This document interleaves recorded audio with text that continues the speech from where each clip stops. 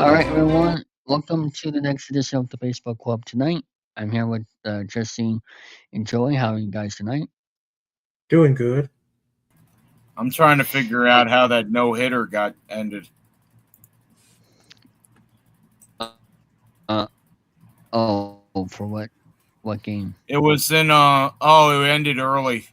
I I thought he had it for longer, but Grant Holmes had a no hitter going into the sixth, and then he gave it up. So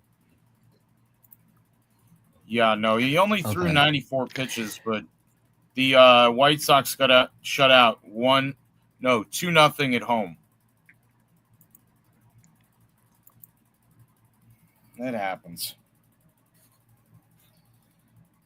But Yeah, our top but story, we have a lot to get into.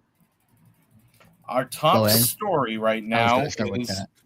as myself, Jesse, and David have all learned, and we hope the viewers learn as well. Ketel Marte was cited as missing in Boston. He didn't show up to the ballpark. He wasn't at the team hotel. Eventually, they did end up finding him, reminiscent of the 2020 issue with Jonas Cespedes disappearing and then opting out of the season. That was the COVID year. And unfortunately, there's bad news for the Diamondbacks. They found Mr. Ketel Marte, but he no longer wants to play for the Diamondbacks. I For a wonder why. team that's supposed to be in a wild card race right now, may I add, a team that's right behind the Padres in the wild card. I hate this stupid thing. So the Diamondbacks did win today. They're one game back for second place behind the Padres. But here's the big one. If you have somebody now that went missing and doesn't want to play for you, there has to be something going on now. Because issues don't arise out of thin air like that. You don't go missing as a player and then come back and come out to the media and say you don't want to play there anymore. There has to have been some via Instagram. Via Instagram. Like in the picture. But I'd Instagram. like to hear what you guys think about this, because honestly, it seems kind of strange that he just outright doesn't want to play for Arizona anymore. And I don't think he signed. I'm gonna look this up right now because I want to be sure. But in the middle of a playoff race right now.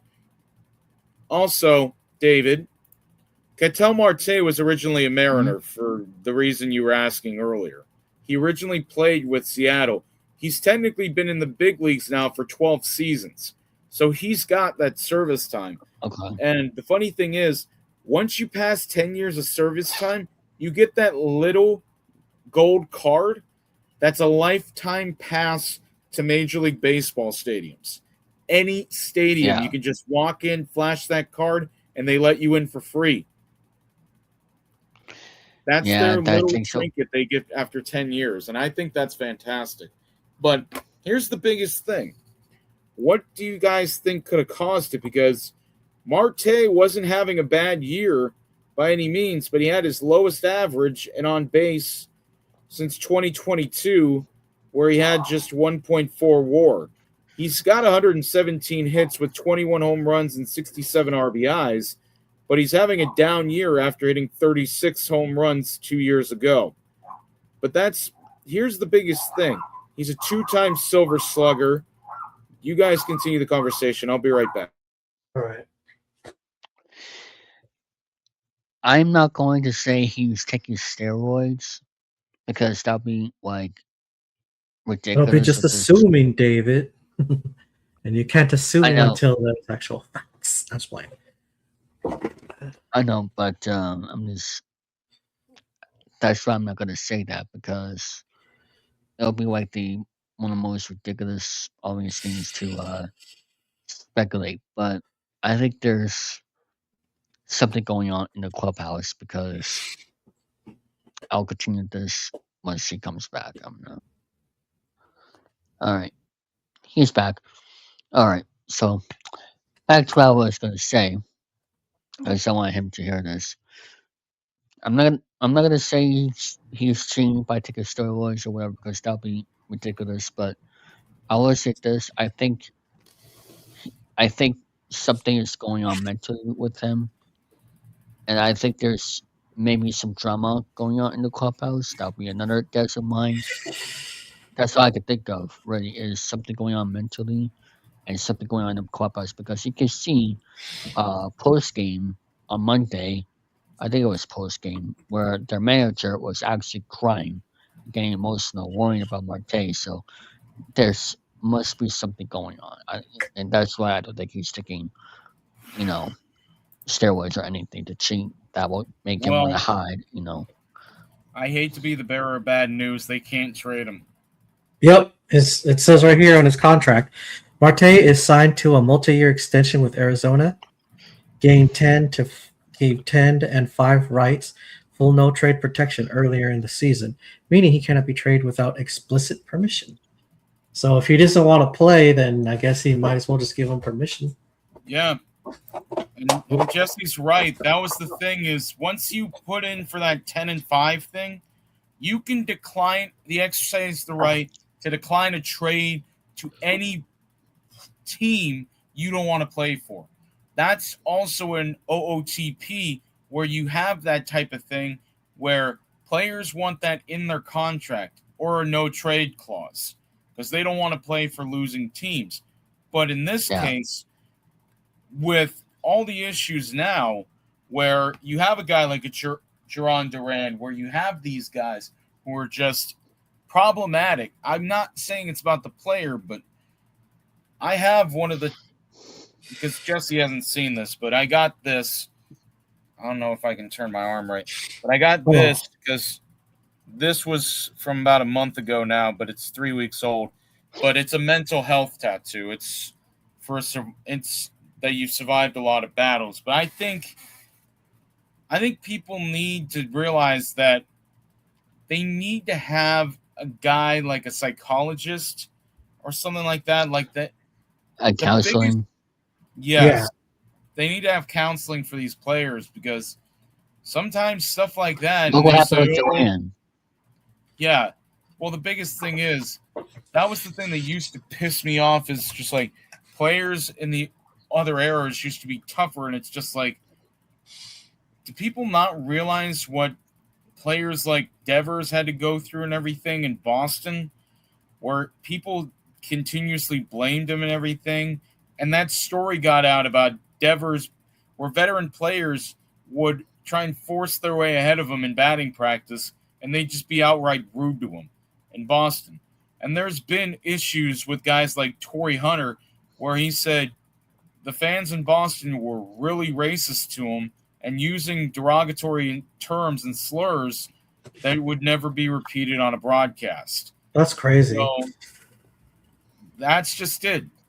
It's not that they don't need counseling. It's so much that the fans have gotten worse as the internet has become a thing since the 80s, where they can go find out where they live and everything.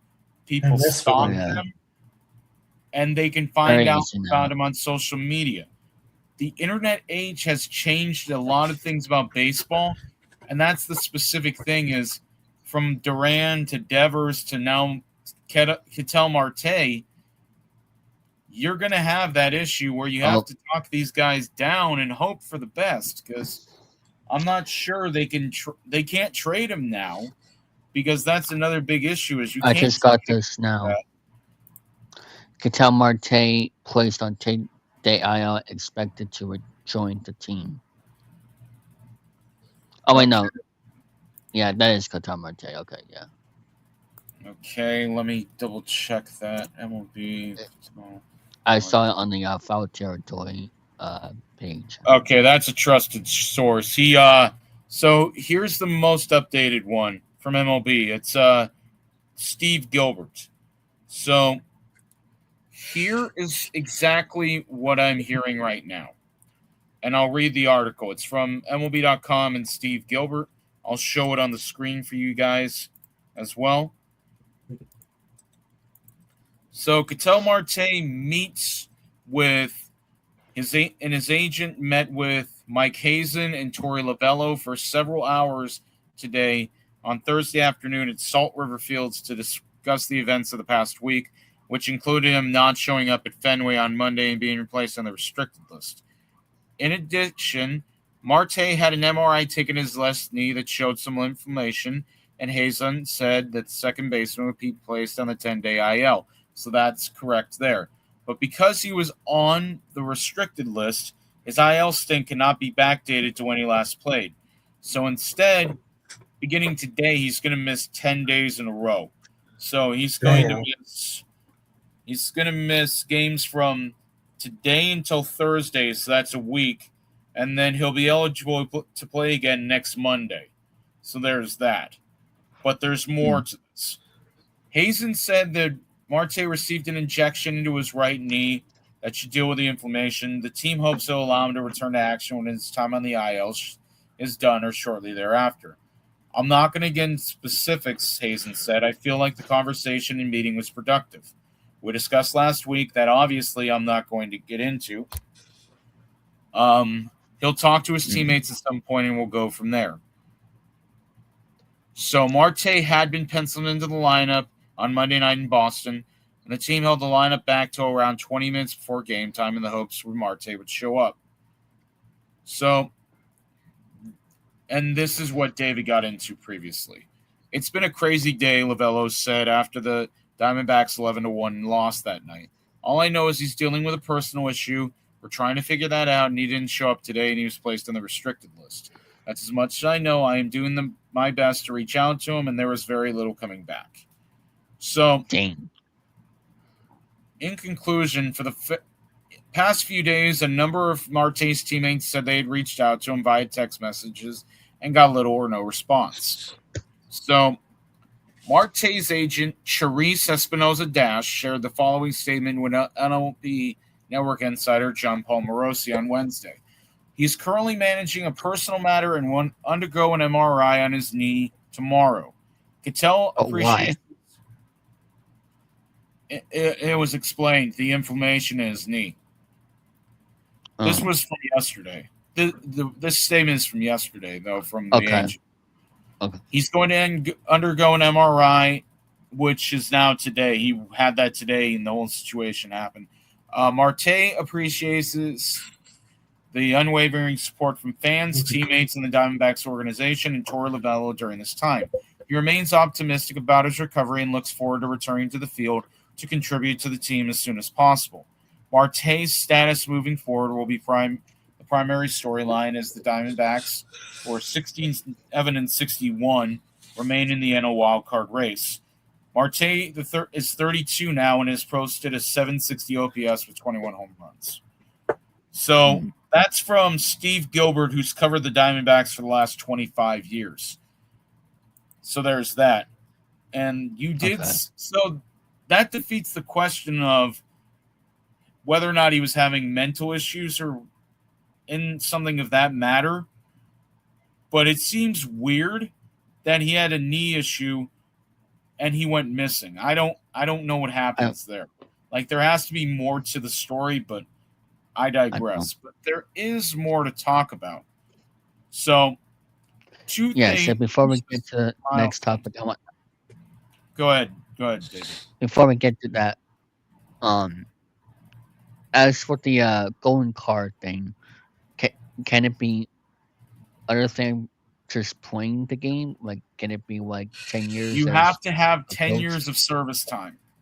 So that means if you're like a manager or an executive or something like that, you have to be there at least 10 years, I think.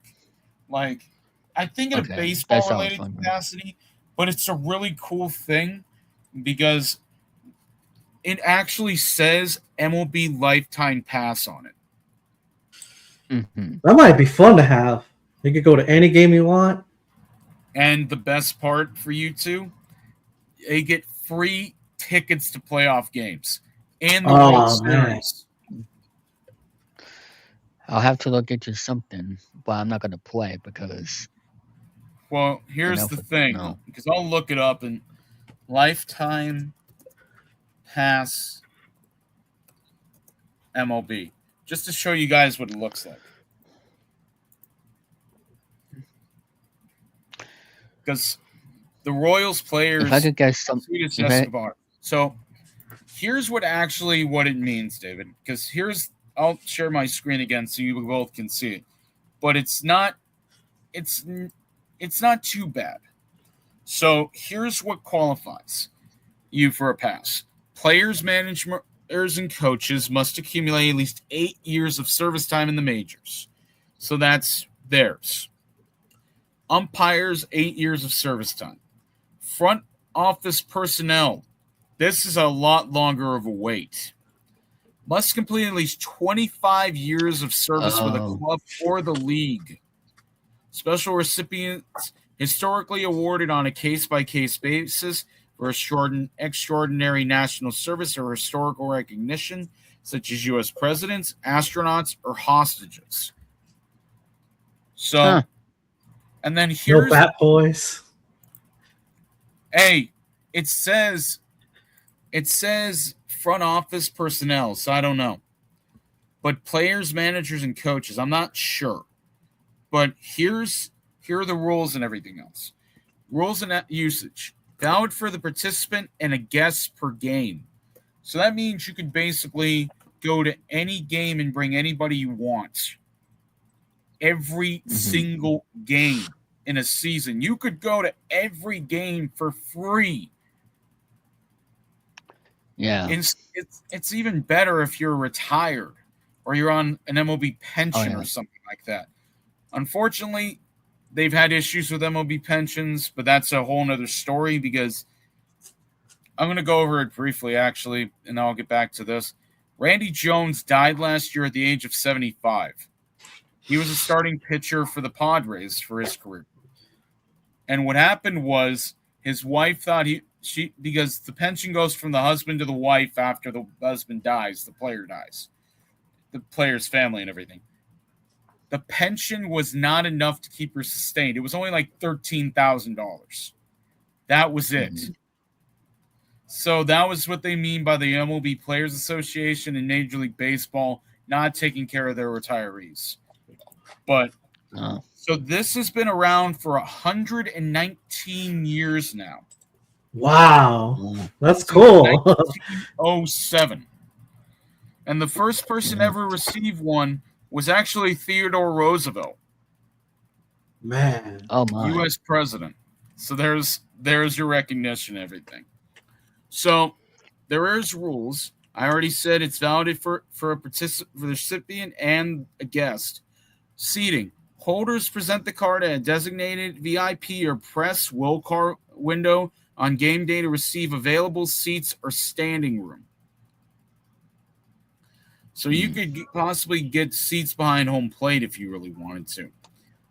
There is restrictions. Yeah. It is strictly non-transferable, valid for regular season games only, and cannot be used for postseason rounds or the MLB All-Star Game. So there's that. But you do get free postseason tickets, if I remember correctly. You don't need to carry that around. So real-world usage, many players note they rarely use the physical card because their personal league connections and team relationships easily secure them access. If you like, this is it. But no, that's how you get it. It's essentially called a gold card. Can you imagine if there was... Oh. Hello? Hello? You there? Hello? You there? What I was going to say was, can you imagine if there was one like this for the NBA and it could be on court side at any time?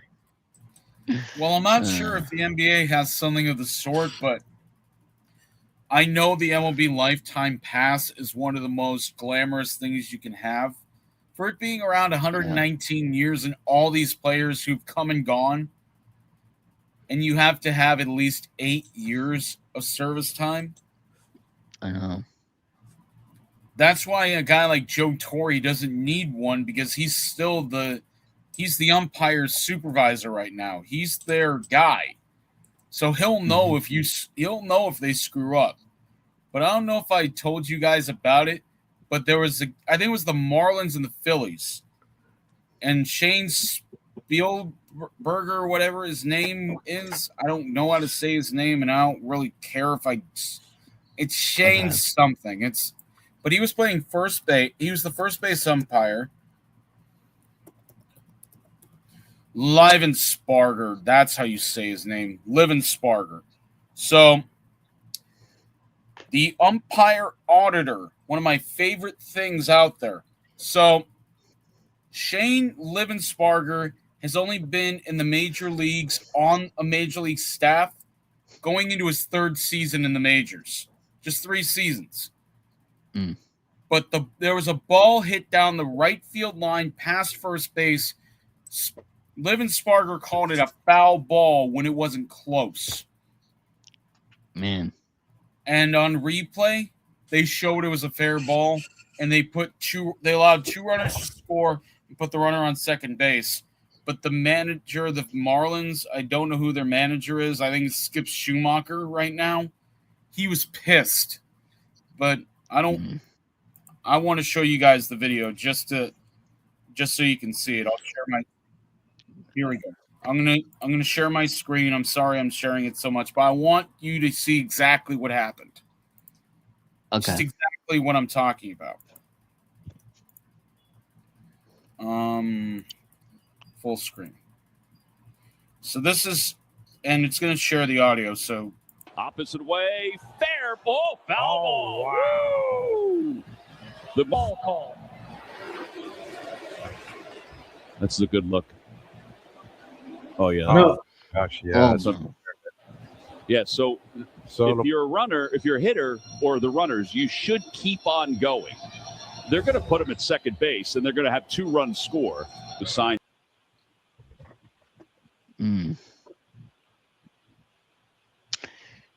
Interesting.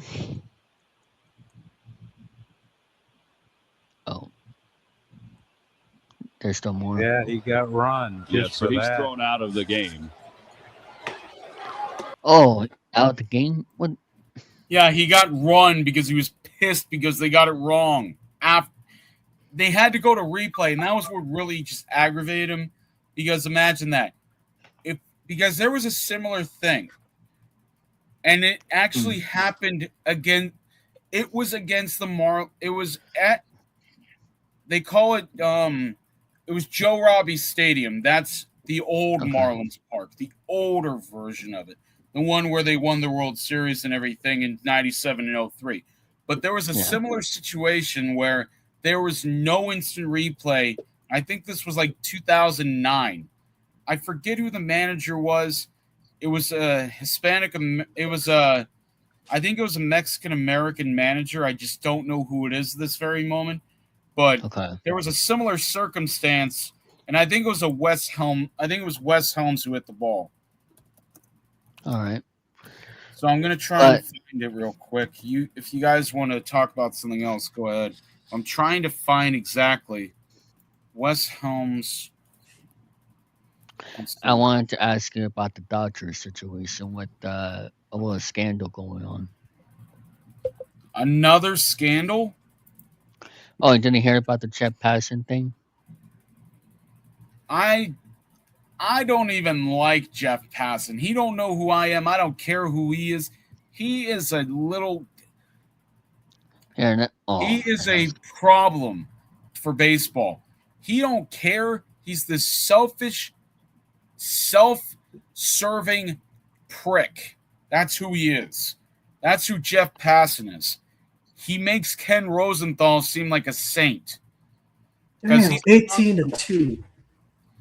Hey, it means about this much in the scheme of things, Jesse. That's a fourth place team beating the division winner.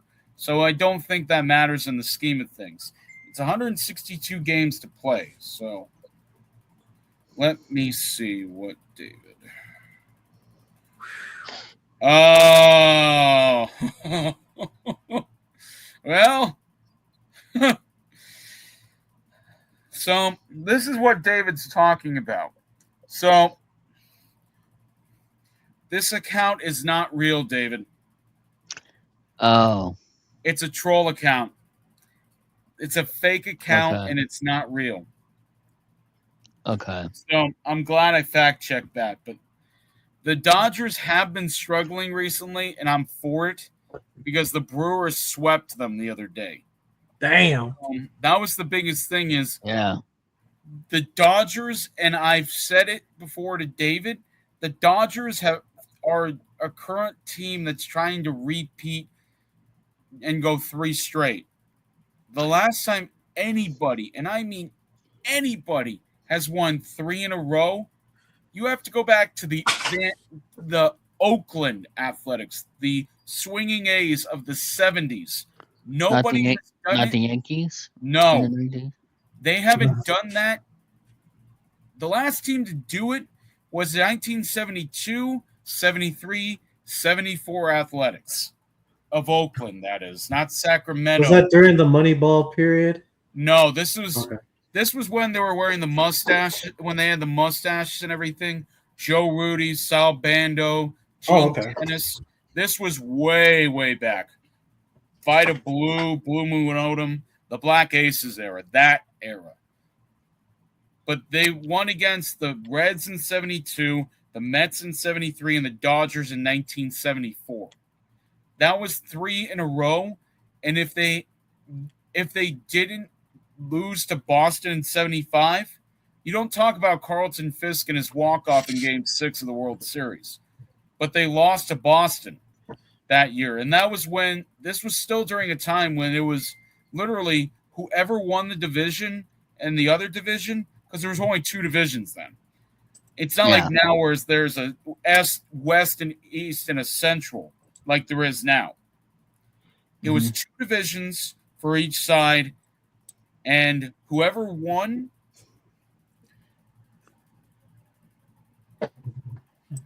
still it'd be the first team since the Yankees. But before that time, it would be the A's. It took 24 years for a team, 26 years for a team to three-peat, and no team has done it since the Yankees. No team has gone back to back since the Yankees. Every year from 2000 until 2024 had a different winner. Nobody repeated for 24 years. And nobody's three-peated for 26 years. But here's the big problem. And Kyle Tucker, or Edwin Diaz. I'm sorry, and I hate to laugh because I know Jesse's an Astros fan and everything. Kyle Tucker has to be the biggest overpay there ever has been.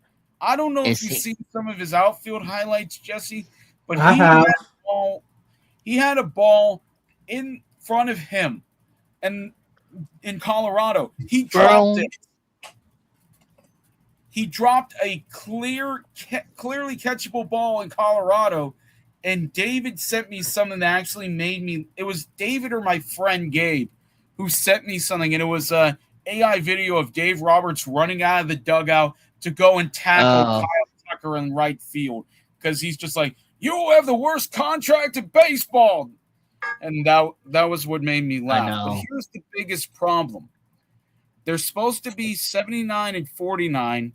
They still have a 12% chance to win the World Series.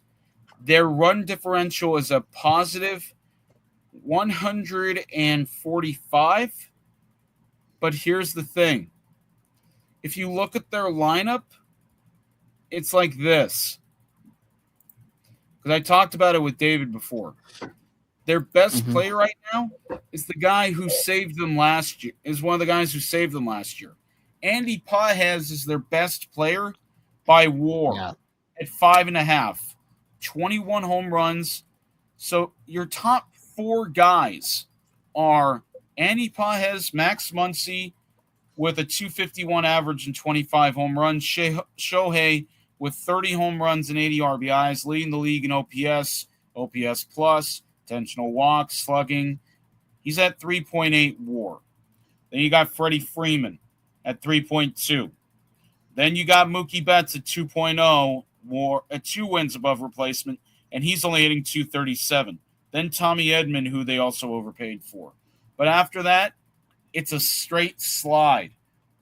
Dalton Rushing, Will Smith, Alex Freeland, who's in the minors right now. Miguel Rojas, age 37, who hit the game-tying home run in Game 7 last year. Alex Call, 0.6 WAR. Hai-Sung Kim, 0.5 WAR. Teoscar Hernandez, who's supposed to be their big bat, is hitting 250 with 11 home runs. Ryan Ward, 0.2 WAR. And then after that, they have 3 catchers at the bottom of their WAR list. And another thing is, Kyle Tucker is worth exactly 0.0 WAR right now. Oh my Lord. He's worth nothing right now in wins above replacement. And if I look at his own personal baseball reference right now, because I don't know if they played today or not, he is hitting they've won 4 out of their last 5 that he's played in. But still, the fall off, oh my God, he has just, it's a ridiculous amount of money to play for a guy who should have never gotten that much money. Ever. They did not play today. So here is Kyle Tucker's current stat line. 232 average, 327 on base, 368 slugging. His OPS is 694. His OPS plus is 7% under league average at a 93.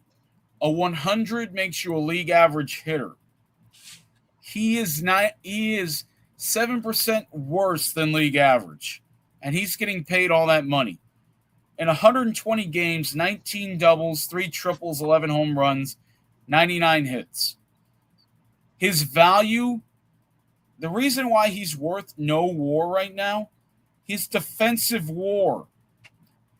He's not had a positive WAR in the outfield since 24 with the Astros, where he had a 0.4 defensive WAR. He won a Gold Glove in 2022 with a 1.1 WAR playing right field. His defensive WAR this season is a negative 1.3. He is costing his team games by being out in right field. That is how poor Kyle Tucker is being right now. And if I look at his salary right now, he's getting oh, that's funny. He's getting paid $33 million just this season, but he is supposed to be getting paid $81.917 million next year. Damn. $81 million. California taxes. And another thing is, this is not even funny. $30 million of that in salary is deferred, $10 million annually from the next 3 seasons, from 2027 to 2029, and then they have 10 installments of $3 million each year from December 1st of 2036 to 2045. Oh no. So if he no longer plays, do they still have to pay him? Oh yeah. That's how Bobby Bonilla. That's why Bobby Bonilla Day every year since 2001 has been that way. Chris Davis is still earning money from the Orioles. Bobby Bonilla is earning money 2 ways, actually. 2 ways. He has 2 separate contracts he gets a cut of cash from. Manny Ramirez is still earning money in his contract. You want to know who else is still earning money right now? There's quite a few, and I'll find the list.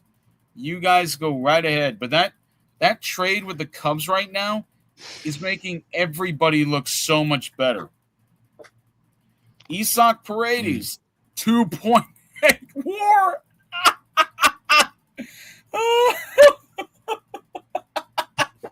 Oh, it's beautiful. I can laugh, and they call that laughing all the way to the bank. Isaac Paredes this season is making $9.35 million, and he's worth 2.8 wins above replacement. Last season with the Astros, over the last 2 seasons, he's worth 5.2 WAR. Compared to Kyle Tucker right now, who's getting paid $33 million. Kyle Tucker was worth 4.5 WAR last year. 4.5. He's worth 0.7 WAR less than Isaac Paredes since 2024. Another member of that trade, Cam Smith. Cam Smith. Huh? Cam Smith is currently with the Astros. 1.1 WAR as a right fielder for them. In the 2 years he's played with the Astros, he's worth 3.1 WAR. So that's in that trade so far for the Cubs. They lost horribly for that trade. And so is this is what I mean by everything like that has a butterfly effect, and it's not the Astros' fault. They made out like thieves in this deal because Cam Smith has been worth 3 WAR. Isaac Paredes has been worth 5.2, so that's 8.2 WAR right there versus a 4.5 from Kyle Tucker from that one season in Chicago. And now with the butterfly effect of him signing with the Dodgers, it's even worse because all that WAR, and I haven't even included Hayden Wesneski yet. I don't know how good he's been for the Astros right now, but I know for a fact the Astros and Cubs are looking that much better right now. However, the Cubs, they still are in second place. So it could have been so much worse. But with Wesneski, I'm sure that's like 10 WAR just in that one trade. No, it's closer to – it was 8.3 WAR between the 3 players for 4.5 WAR for Chicago and 0 WAR with the Dodgers. So the Astros win that trade from the Cubs and win that contract from the Dodgers. Because the Dodgers may be winning right now, but he's going to need a defensive replacement every game now from now on if they want to win games. Because this is so. I wonder what's going on. What's causing him to play like shit? Is he just doesn't give a care right now, or he just? No, I mean, he's had it. I call it a guy like. If you want to know why I call it this, look at Nick Castellanos, Kyle Schwarber, and JD Martinez for reference. All guys who got paid but were terrible defensively. They could get on base and they could hit the ball, but they could not field to save their lives. People forget JD Martinez had a streak of not making an error. You want to know why he had a streak of not making an error? Because half of the balls he didn't catch. He just let them drop. But the only way you could get considered for an error in the outfield is if you make an attempt and miss the ball. The definition of an error on a fly ball is a missed catch. Yeah. That's what they call it. But if he doesn't try and catch the ball, it's not an error. That's why you've got a guy like Kyle Tucker right now. And I don't know how many errors he has made now, but with what he's done in the outfield just recently, he's not worth as much as people think he is. Like his fielding value, which I wish they would show me. He is worth, in his career, his range factor in the outfield is a 2.22 over 9 innings. Per game, his range factor in the outfield is a 1.95. Just this season, he's made 4 errors in right field overall. It doesn't seem like a lot, but he's worth defensive runs saved. I'm not sure you guys know what that is. So defensive runs saved is if you have a more proficient outfielder, that's defensive runs saved. If you have a guy like Junior, like Torrey Hunter, or like Pete Crow Armstrong, or like specifically who the Astros have out there now, which is even funnier, is Dalton Varsho. Oh, yeah. He's won a platinum glove. He's won multiple gold gloves, and he is top 10 every season in defensive runs saved. Versus Kyle Tucker. Kyle Tucker is worth negative 11.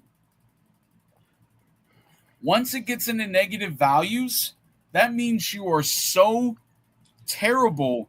It's not even pitiable how terrible you are in defensive manners.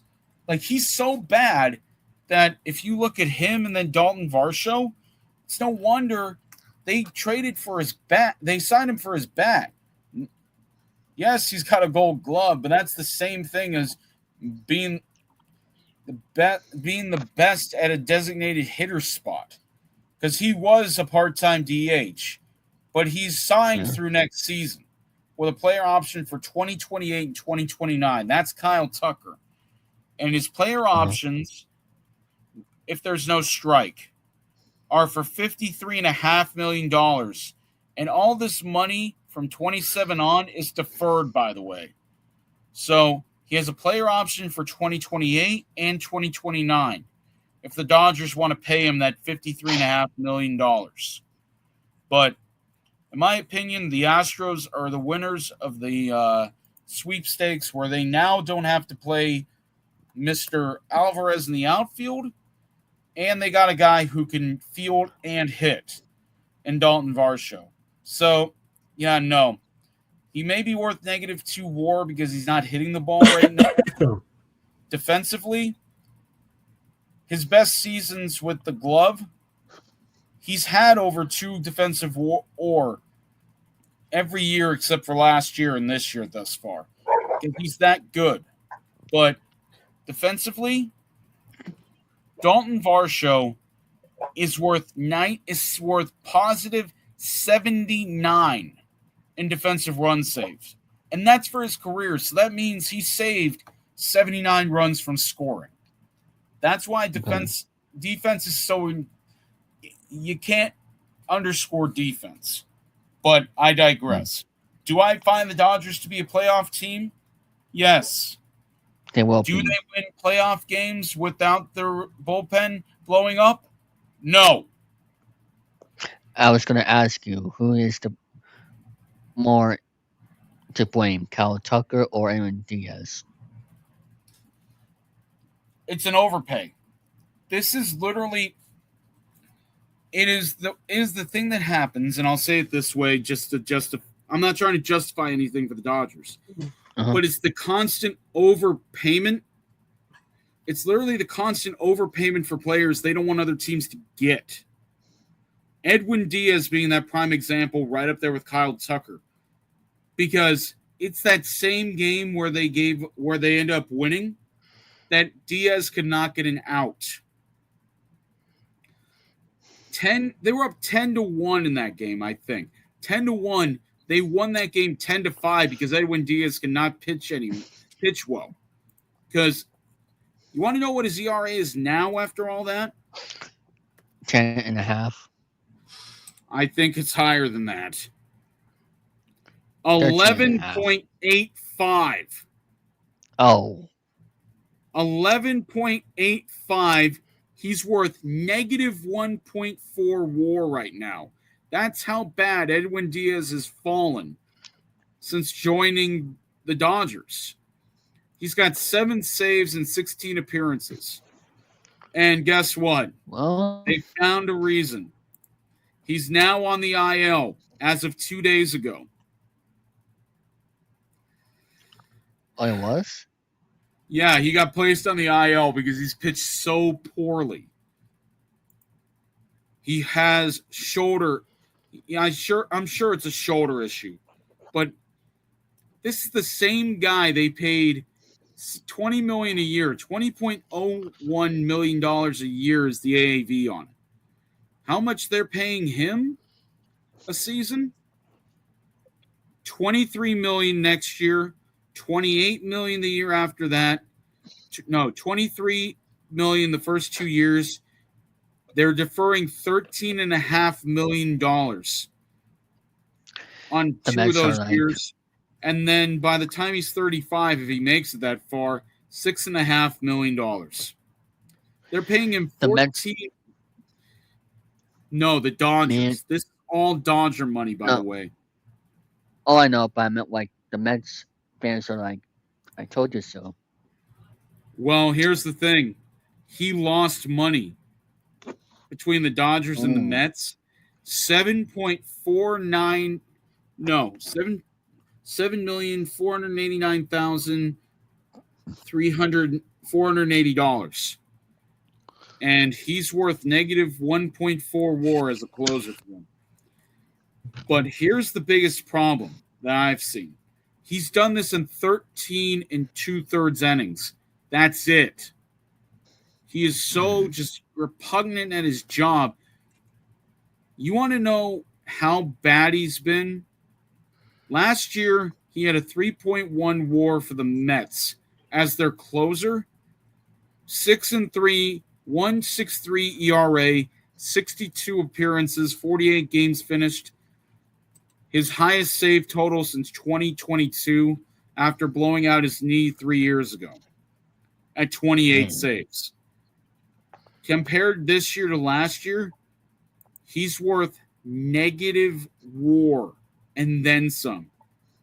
His WAR is so low right now. He's worth negative 4.7. His WAR is down 4.7 from the year before. That's how bad he's been. No, not 4.7. It's somewhere in the 4.5 range. All right, the Niners got a score. I do want to say congratulations to a former Met. You know who I'm talking about. Jacob deGrom. 2,000 His strikeouts. case. And my question. His Oh, you wanna case. go? No, I'm adding on to what you have to say right now.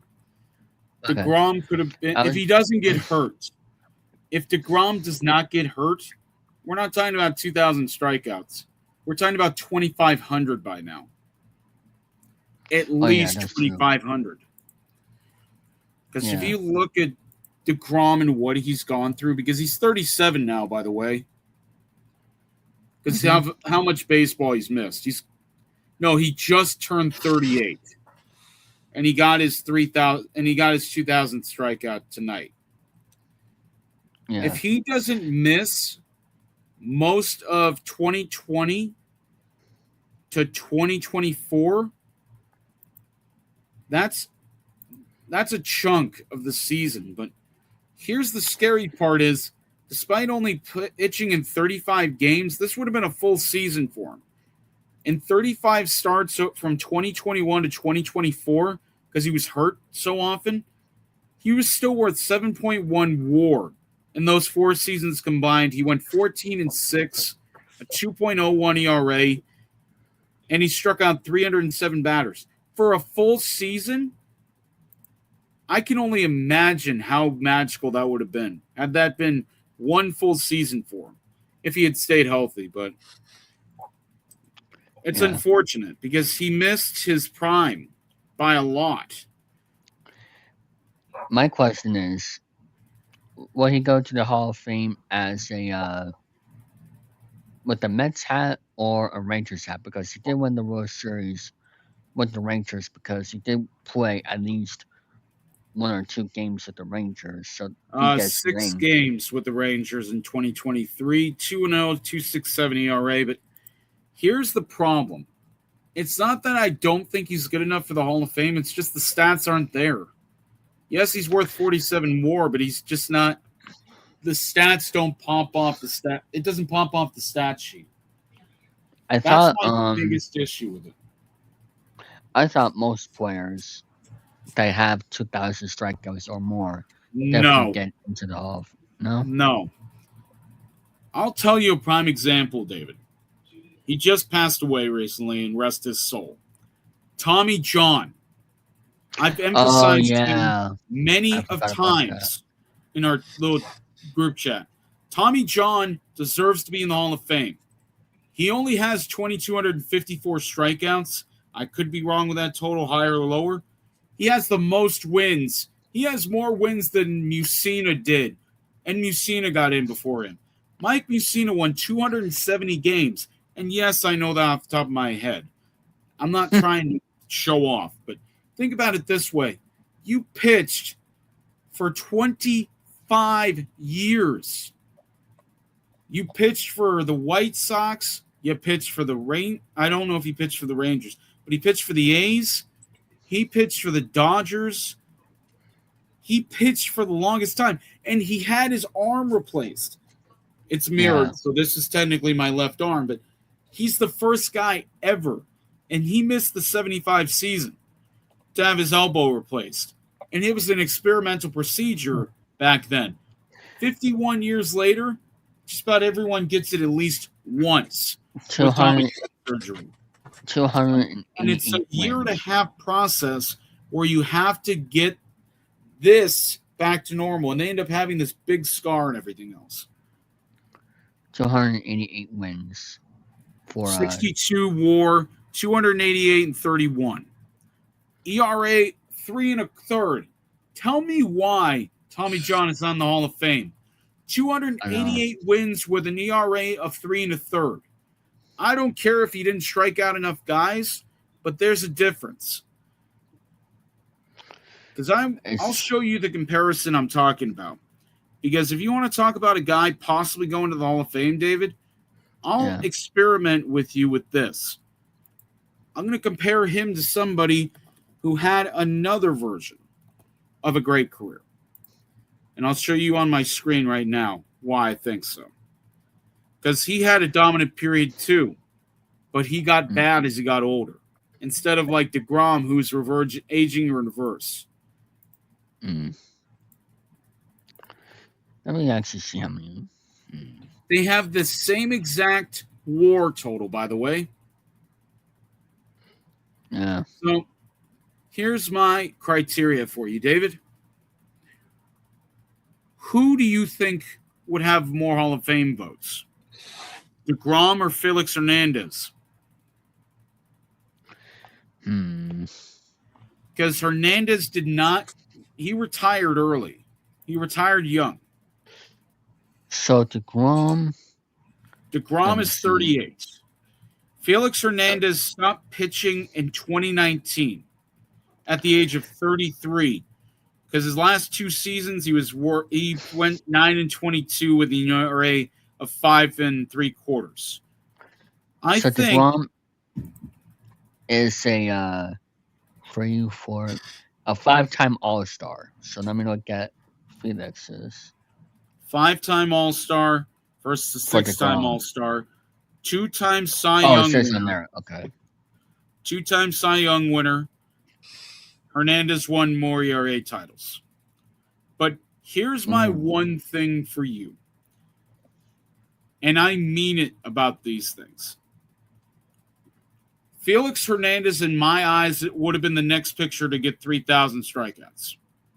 If he doesn't retire 7 years ago now. He's 40, by the way. Felix Hernandez turned 40 this year. He started pitching in 2005 at age 19. He stopped pitching at the age of 33 because he was going to come back with Atlanta years later, but he didn't. He just didn't have it anymore. He played in their minor league system too. And he threw a perfect game. He did. But it got so bad to the point where Felix Hernandez had to pitch in Tacoma, Everett, and Modesto. Tacoma is the AAA ball club of Seattle. Modesto Nuts are their A+. Nuts. And then Everett is the A- ball.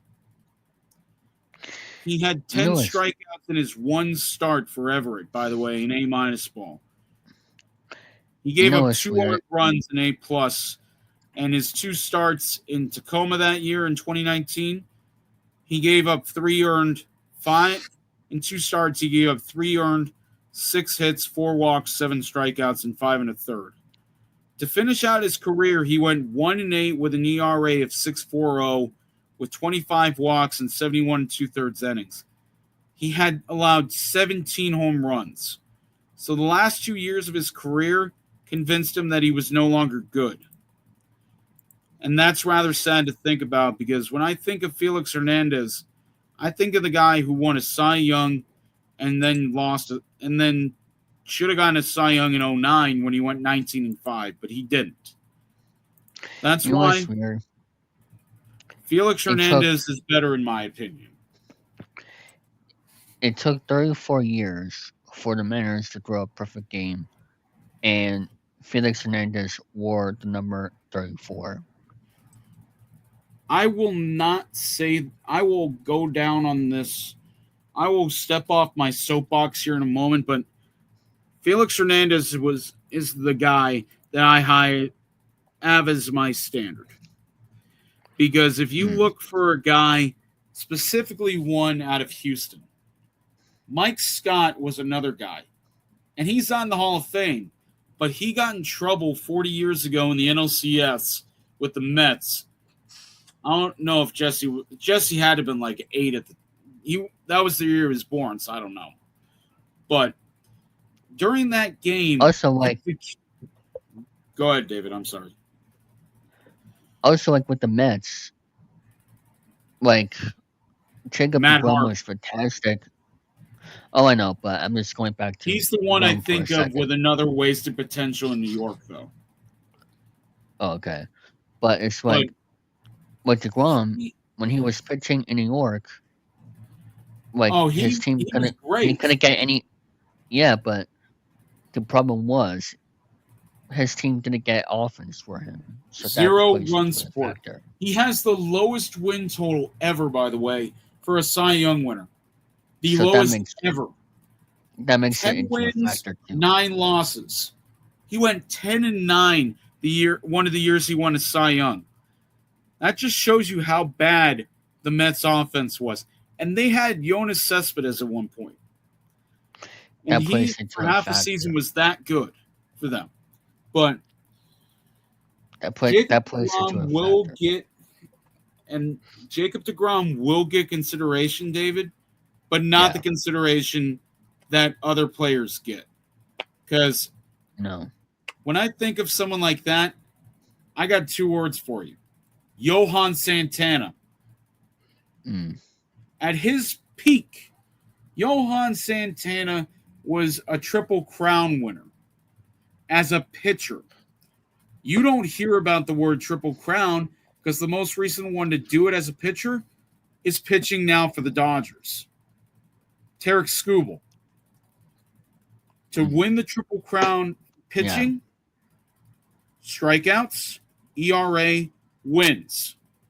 But just to tell you how rare it is, the most recent one that I'm aware of in the National League was Jake Peavy. When he had that really great I remember year. him. Yeah, Jake Peavy. Great He player, great pitcher. deserves- But what I'm getting at is there's guys who had great primes, but unfortunately will fall short when they get considered for the Hall of Fame. That's why Yeah. when I think of a guy like Roger Clemens, if he doesn't cheat, it's a different He's story. in. He has a Facebook now. Oh yeah, I know he does, and he's lost so much weight. You could tell he looks like he did 40 years ago when he pitched for Boston and had that 20 strikeout game. It's almost insane how much those roids just blew him up, literally Yeah. and physically.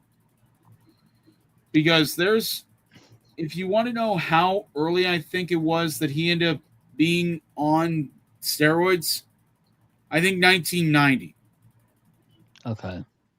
As far back as 1990, because there's an incident with the ALCS in 1990 where it was the A's and the Red Sox. Terry Cooney was and I don't know if he's still alive anymore, but he was the umpire behind home plate. Yeah. He got so mad and he started cussing him out from the mound. And if anybody could read lips, you don't want to know what he was saying. But he got so mad that Joe Kerrigan, the manager at the time, had to hold him back. He had Ernest Riles and several other coaches holding him back. But the Red Sox were so pissed at the time, they threw coolers, they threw towels, they threw buckets, they threw a Gatorade cooler on the field. That's how bad it was. That's how bad they thought he was being. Because the guy who he walked was one of the best, most patient hitters in baseball history. It was Ricky Henderson in that 1990 ALCS. But he thought he was getting squeezed. But no. If you want a top 5 just in general on guys who should have been in the Hall of Fame because their primes were too good, but they're not good enough, Johan Santana is 1. Felix Hernandez, Roy Oswalt, Roy Halladay got in, but Cliff Lee is number 4 for me.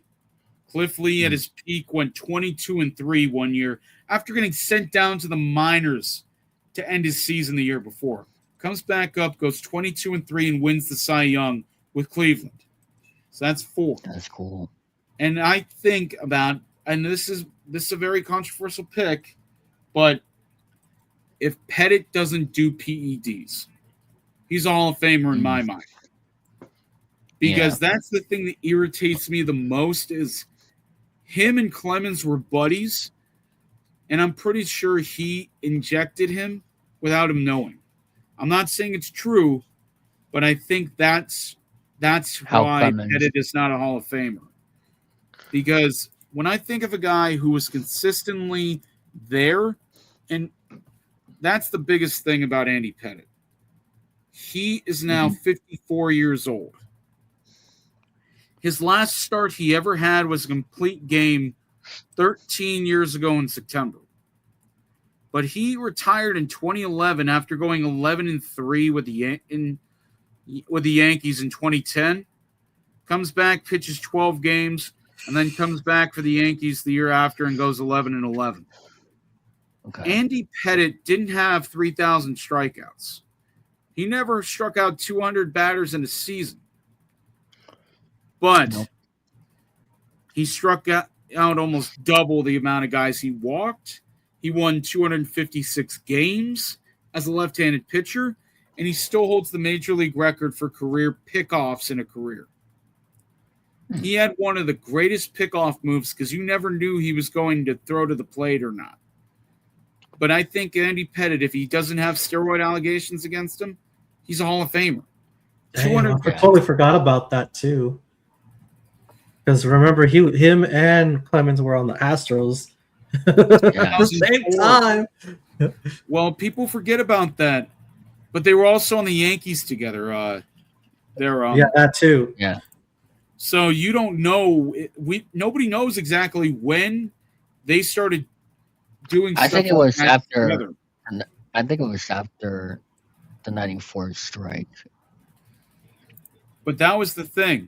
Pettit did not get called up with the Yankees until 95 when he was just 23. So he wasn't around Clemens till I think 99 or 2000. I just think it was after 94 when everybody started taking steroids. Well, there's a 30 for 30 on about Barry Bonds, and now they talked about how from 1999 to 2000, they said he packed on like 25 pounds, and his head was like twice the size it was before. Yeah. Like, there was an immediate difference because on Baseball Reference, Andy Pettit is listed at 6'5", 235. But he was never he was not a big, heavyset guy. Yeah. He was this guy who could strike you out without throwing hard. I mean, the guy's got 5 World Series rings. People seem to forget. Yeah. He won 4 with the Yankees, 96, 98, 99, 2000. and then he won one in 2009 when he came back after leaving the Astros in 06. But people forget What? when he pitched for Houston, he wasn't bad in Houston. It's just that he's always forever going to be seen as a Yankee because Yep. the case is there for him, but it's sad because when I think of one of the best left-handed pitchers who's left off there, it's Tommy John and then Andy Pettitte because they're separated. But Pettitte has more strikeouts and less wins though. But between him and Tommy John, I don't know. If I had to compare the two. Go ahead, David. What player that took steroids you want to see in the Hall of Fame? Gary Sheffield. Mhm. Gary Sheffield played 22 years. I think it may have been 22 or 23, but he bounced around too often. Started out with the Padres, then went to Milwaukee, or it was the other way around. Went to the Marlins, played, I think, in Atlanta. He played with the Dodgers, the Yankees, the Tigers, and the Mets. What about you, Jesse? Bounced around.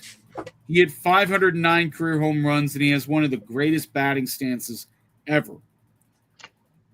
What about me? And which player do I want in the Hall of Fame that's from the Royd era? Sammy Sosa. I think that's accurate.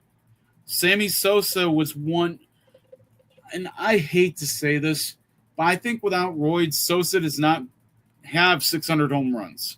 Not even close. No. He was a 30-30 guy at his peak. And I liked that about him. But you notice from 1996, 97 and everything, he's significantly smaller. Second 98 comes around. He's larger. He's bigger. He's stronger. He's faster. And he hit 66 home runs. 99, 63 home runs. And he's just this, and he had 3 straight years where he hit 60 home runs. Nobody's ever done that, and I doubt they ever will again. To have 1, let alone 3. But I'll get back to my comparison with Tommy John in a moment. But for Sammy Sosa, he was listed when he first came up at 6 foot tall, 165 pounds when he got called up with Chicago.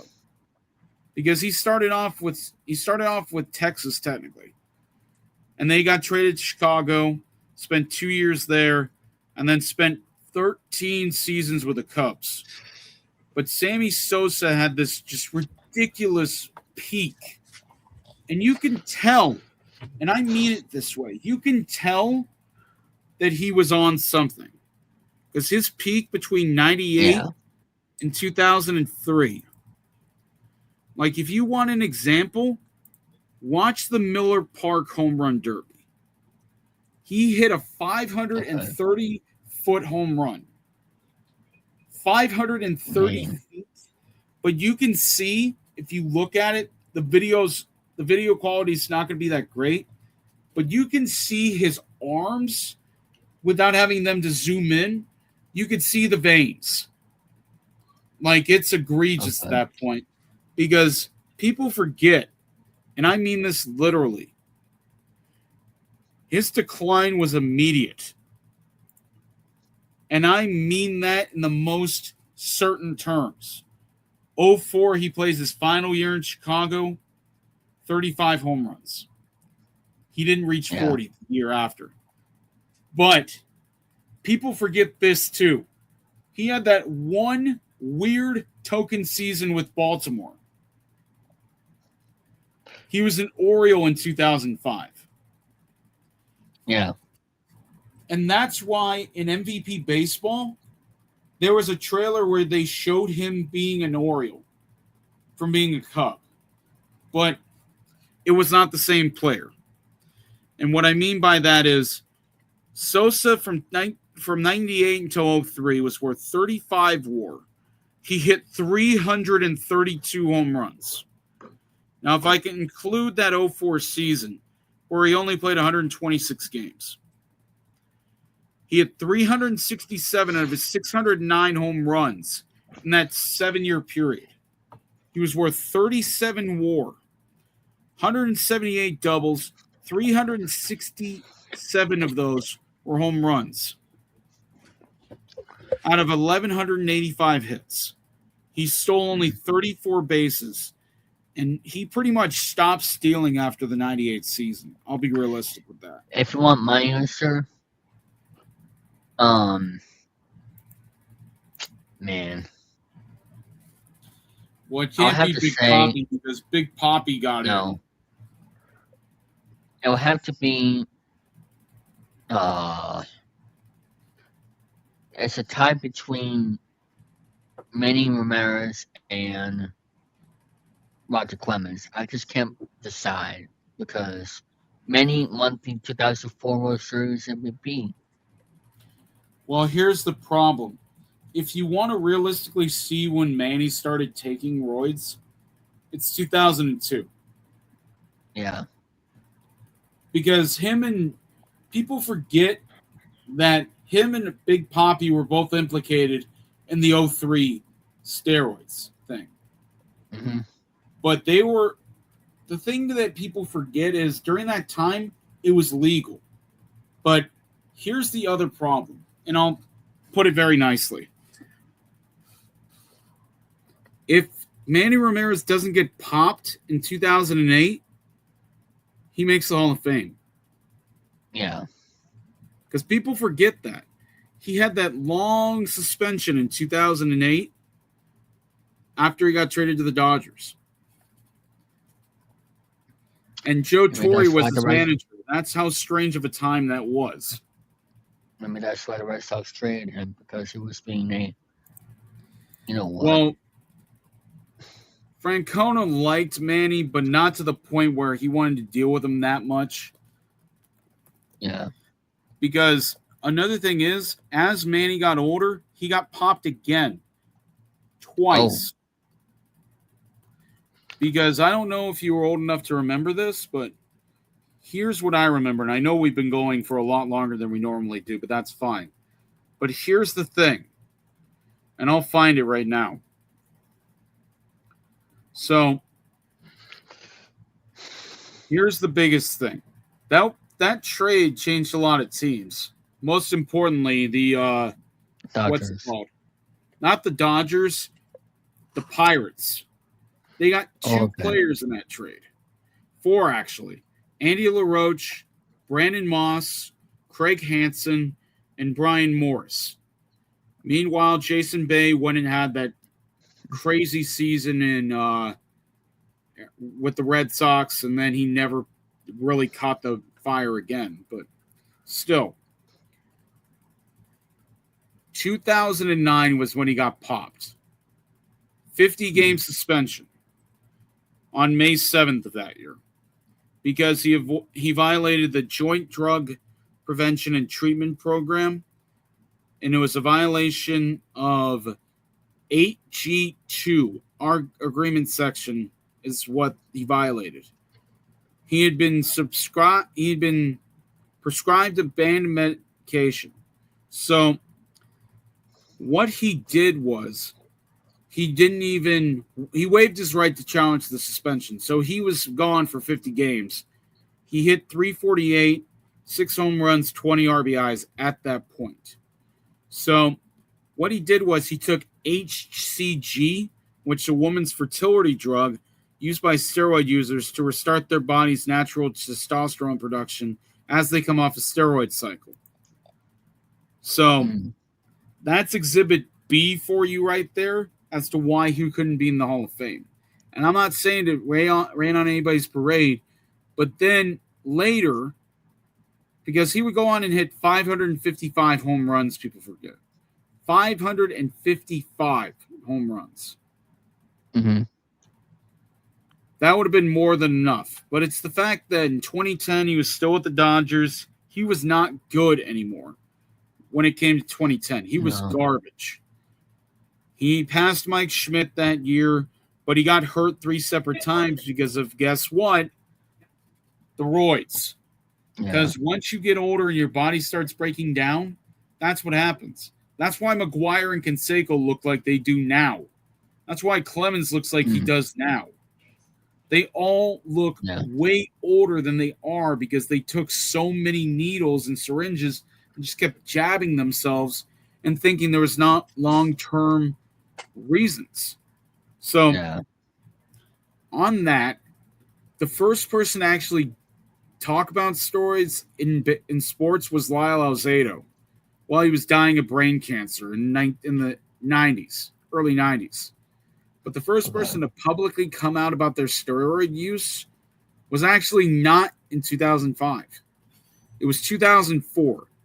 Jesse will know who I'm talking about. Ken Caminiti. Oh, yeah. Former He Astro. was fantastic. 30 years ago, he won MVP playing for the Padres, but you could see he was on steroids. If you look at what he looked like with Houston in the late 80s, early 90s versus the Padres, and when Show him a picture. Show David the picture of Caminiti. Hopefully they have some.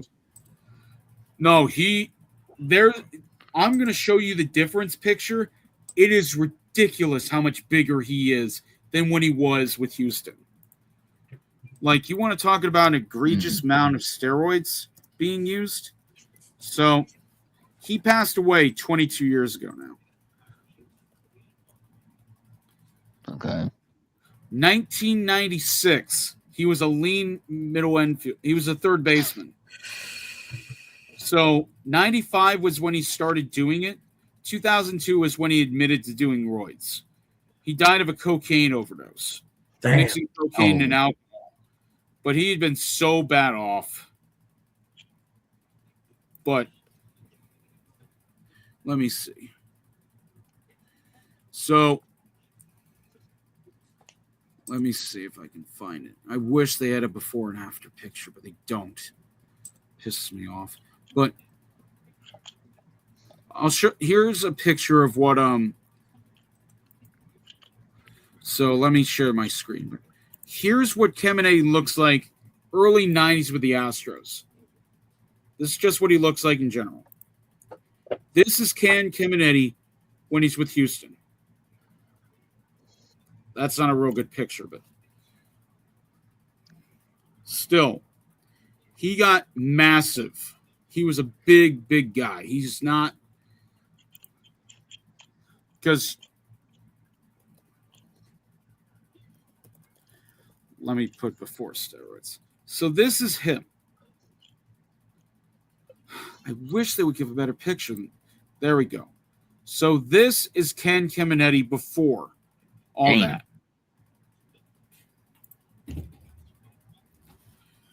This is Ken Caminiti when he's on it.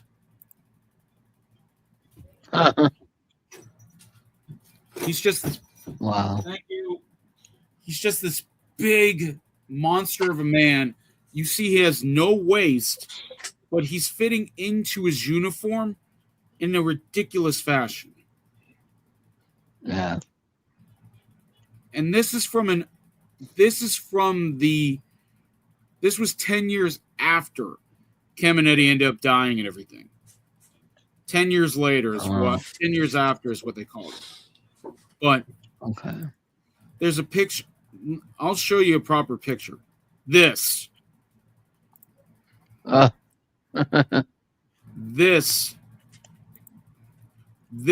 is Ken Caminiti, his last years in baseball. You see just how big he is. I know. Oh, whoops. No, not that picture. I'm sorry. Let me share the one I was looking at, just to show you specifically how big he was. This was his last season in baseball in 2001 when he was with the Rangers. Just be warned.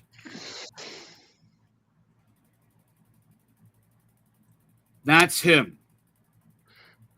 He died at the age of 41. This is him at 38 years old. He had to have been at least 240 pounds at that point. And this is, if you want to read this is by Scott Miller. Lee Okay. Caminetti is his dad. The first time Caminetti played a game was 1987. They have a picture of him getting his first big league hit and everything. He's from my hometown, by the way, in San Jose. So he originally is from San Jose and everything. But this is Ken Caminetti. Wow. In 1991.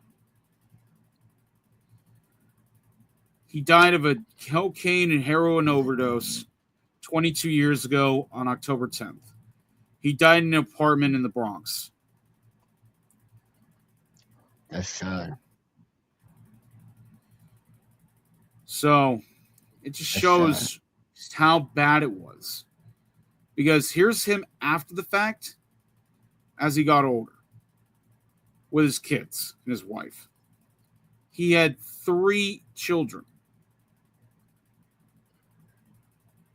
His wife is now 83 years old. His mom is now 83 years old.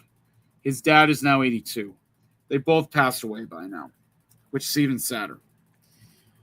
They had another daughter, Carrie, who's probably 68 by now, and Glenn, who was probably 65. Okay. His wife and him were married for 16 years. They had 3 kids. Kendall's probably 35 by now. Lindsay's 33, and Nicole is now 31? No, 29. 29. But it got so bad to the point where he had to be away from his wife and everything. Because they broke up. They divorced. She divorced him because he was so bad off. Just on coke and everything. Yeah. This is his final resting place. Huh. But he was traded in 94. He had Bruce Bochy as his manager, and he's never talked about the fact of how great he was. Yeah. But no, it was certainly a different thing. Mm-hmm. But this is just going, and we'll end the show in a moment here. I apologize for us running long. Oh. But this is Fine. This is just talking about, because we've gone off on just about every tangent there is about mental health and everything else. But Caminetti is a quiet example of how steroids can mess up a man's career. Yeah. Because we're talking about guys who didn't make it into the Hall of Fame. They're still alive, by the way. Caminetti died at 41 because of his steroids mess you up up here too, because it's the heightened testosterone levels, higher, less patient, the shrinking of the genitalia and everything due to the low testosterone levels, and then the acne just all over the body. Like the muscles got bigger and everything, but there was so many side effects. Just roid rage, quite literally roid rage stems from that. So when you see all these baseball players, some bulk up physically, but that's the thing. There's a mental price you have to pay if you want to get better. If you want to use a substance like that. That's why baseball has cleaned up so much since the mid-90s to now. That's why you see a guy like Henry Mejia. I don't know if you guys remember him. Reliever for the Mets. He got suspended so many times. Oh, lost David. But I'll finish up here in a moment. There's also Henry Mejia got suspended 3 separate times, and it became so bad, they banned him from baseball for life. He was a relief pitcher on top of the world for the Mets. Now he couldn't even get a job. He has not pitched in Major League Baseball since 2015. He's only 36 now. He's going to be 37 in October. Funny thing is, he was only 15. He turned 15 the day after Caminetti ended up passing away. But Henry Mejia did pitch or tried to pitch for the Red Sox. His best season was in 2014, 28 saves. But he got suspended so many times and just did not get himself together. He violated the drug policy so often that he got banned from baseball. He's not played in a major league game since 2015. Oh, That's how bad you have to screw up in baseball to get banned now. That's why I'm surprised Ohtani has not gotten what he got. so what's that player? Henry Mejia. It's spelled Jen Okay. RRY. It's said like Henry, but it's spelled JENRRY. He got popped for roids, for Okay. PEDs, 3 times. Once in 2015. He got suspended for the first 80 games of the 2015 season for PEDs. Then a second suspension for a second failed test in July of that year. February 2016, third time's a charm, permanent suspension from the MLB. He's the first and only player ever to receive a permanent suspension due to violating the MLB's drug policy 3 times. He submitted an application for reinstatement, Wow. and he got granted it back in 2018. Now, he hasn't done anything since then. He was in the winter leagues and everything. Oh, so he's the second player to have it. He's just the first one to have gotten banned. So believe it or not, there is a guy who got banned too.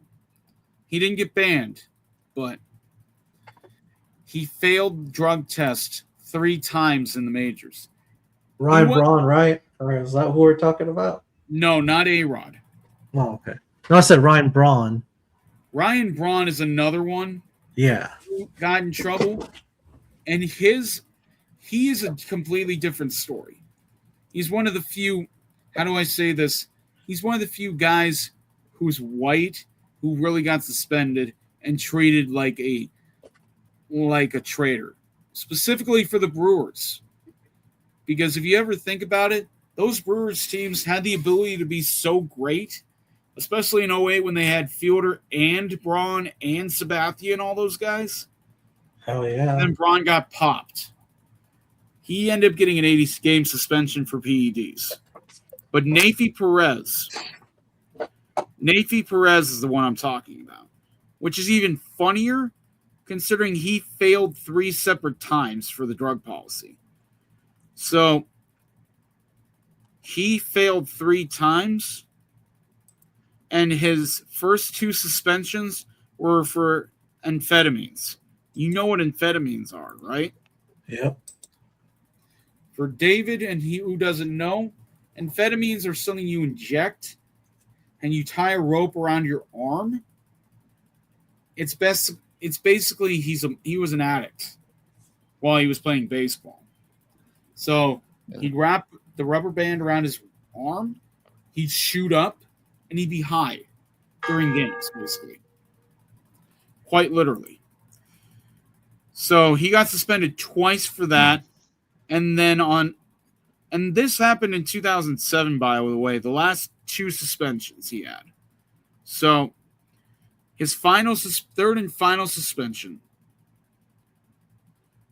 So the only problem I see with him is they outlawed suspensions for amphetamines in 2006, prior to the 06 season.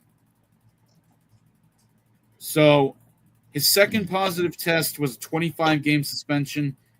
He didn't even go a month without getting suspended for a third time. He got suspended for 80 games for his third positive test. But back then, they weren't banning Jesus. people because there was different rules then. Now, you violated 3 times, you're done. And so far, no one's come close to doing what Henri Mejia has done. Because the only thing I can think of is there's help, there's drug counseling and everything, there's alcohol counseling and everything. Because and this will be my last story, I promise. Dimitri Young had a younger brother who played in the big leagues as well. Delman Young, the one who got suspended for throwing the bat it was all over ESPN back in 2007. Delman Young was playing for the Durham Bulls. He didn't like a strike call. He got pissed off at an umpire. He threw the bat like this, like a javelin. The umpire got hit right in the chest protector with the bat. Man. Oh, He got suspended for that. Dimitri Young was his older brother. He played from 1996 until 2007. Unfortunately, and he's better now. He's doing so much better for himself. But from 2006 to 2007, Dimitri Young's weight got out of control. He was drinking so much that he was over 300 pounds. And he was just a miserable human being to be around. yeah, He was with the Tigers at that point. But it was when he started playing for the Nationals that he got better. Now, he's unrecognizable. Dimitri Young was called the Meat Hook. I never understood how he got that name. He's like 160 pounds now, by the way. Completely unrecognizable. But Dimitri Young at his peak, before all the issues with the alcohol and everything, he was one of the best hitters in baseball. that's At good. his heaviest, he was listed at 295 pounds. He played first base, third base, and outfield. His last 2 years in the majors, after he sobered up and everything, 2007 with the Nationals, he hit higher than his weight. 38 doubles, 147 hits, 44 walks, 320 batting average, and an all-star nod. He was not a great player the second time around, but his on-base percentage was a .394 in 50 games to finish out the season. He never played baseball after that. But Weird. Dimitri Young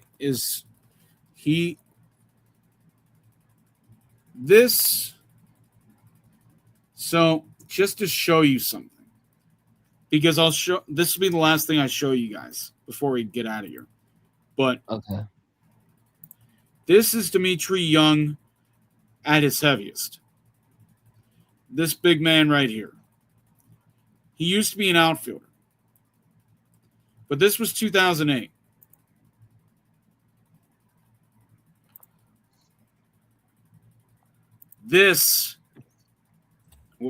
Not that one. But this is Dimitri Young now. That was at his heaviest. Oh, wow.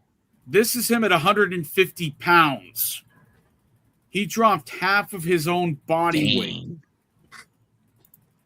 But that goes to show he lost a bunch of weight and everything. At his best shape, he was 245 pounds and jumping and robbing home runs. But it just shows that in the trials and tribulations of baseball, you can go from talking about mental health and everything. Hey, I can't fault Houston at this point. They scored 3 runs. They're already better than the Mariners were this week. They didn't lose 22-0. And that's why it says right here, when it rains, it pours in Seattle. Because they're supposed to be the team that was going to win the division this year. And now, based off how things went, they lost to the Brewers again, by the way. That same Mariners team won yesterday. They're 3 games out of the wild card somehow, but they are 8 games under 500. Houston didn't move in the standings, by the way. It didn't matter if they lost 18-3. Houston is 64-64. They're the only team in their division right now that's above 500, by the way. So if you need a reason to root for Houston after they've gone through everything they've gone through, Houston is the only team over 500 in their own division. So it's not that it doesn't matter. It's just a blip on their schedule. Because after everything Houston has gone through this season with Altuve being in left field and everything else, I think it's their division to win, truly. Unless Texas did something else, but Texas won tonight. Houston lost. They got a game up on Texas still, 4 on the Mariners. And every other team, and the Athletics and the Angels are pretty much out of it. There's no reason to even. The A's have the worst run differential in all of baseball. Even worse than Colorado, by the way. The A's are officially the worst team out of any team now. They're 30 games under 500. 30. And this is my final word, I swear. But the A's on June 20th were 38-38. They have gone 11-41 since June 20th. They are 30 games under 500 after being 500 2 months ago. It's 2 months to the day. And They didn't have a summer. Yeah, they've gone the exact opposite way. They got rid of their general manager. They got rid of their pitching coach. Yet they've not gotten rid of Kotsay. And keep in mind, Carlos Mendoza got fired. The guy for the Phillies got fired. Their manager. Before Mattingly. And even in Boston, Alex Cora got fired for being 7 games under 500. It's amazing to think that a team that's 30 games under 500 has not fired their manager. And that's all I've got to say about that. Yeah. Baseball is such a weird sport sometimes. I don't know. I couldn't tell you. They need to do something, but they won't. They want their extended. Did they extend their manager? It's funny because they found out today too. They have another player that's out for the year now, by the way. They just lost Jacob Wilson for the rest of the year. So that's no Brent Rooker, no Tyler Soderstrom for the rest of the year. Kurtz is out. Langoliers is out for the year. And now Jacob Wilson. 5 players out of their starting lineup for the season now. For the opener are gone. 5 out of their starting 9 are out for the year. Not including their opening day starter and Luis Severino. He's out for the year too. I've never seen a team just free fall as badly as the A's have. So, who's ready for games in Vegas, everybody?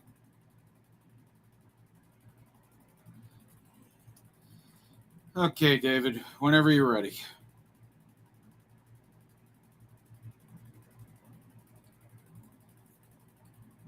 David, do you want me to wrap it up? I was going to say you were I froze.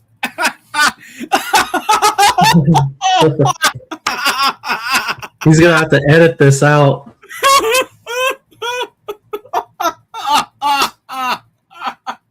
I can't stop laughing. That is classic, David. Oh, my God.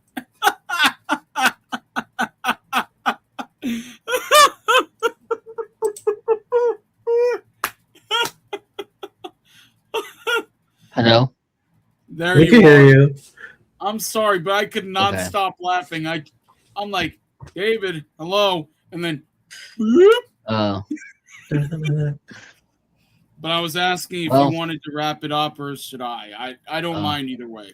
I could do it, but that's going to wrap it up with this episode. See you all here in a couple of weeks.